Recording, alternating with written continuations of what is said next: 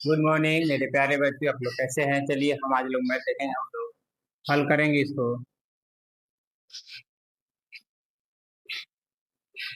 ए बराबर 5, डी बराबर 3, एन बराबर 50, एन बराबर 1 है। क्या है दिया है। अब चलो एस एन बराबर A plus N minus 1 into D. तो एन के मान दिया है 50 बराबर है, ए के मान दिया है 5 प्लस एन माइनस 1 इंटू 3।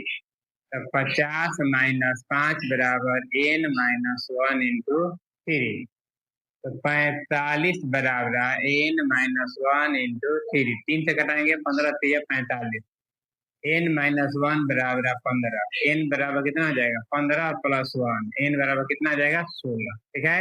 आप समझ गए तो चैनल को लाइक कर दीजिए। Thank you.